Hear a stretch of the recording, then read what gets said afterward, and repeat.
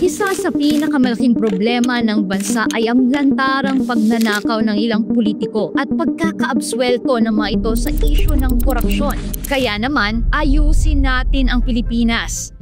Si Pastor Apollo C. Quiboloy kasama ang taong bayan ang mangunguna sa labang ito. Walang palakasan, walang padrino, lahat ng sangkot sa katiwalian pananagutin. Kung mailuluklok bilang senador, isusulong ni Pastor Apollo C. Quiboloy ang panukala na bubuo ng Truth Commission na siyang magsisiyasat ng mga kaso ng katiwalian sa loob ng mga ahensya ng pamahalaan. Pero anong kakaiba sa komisyong ito?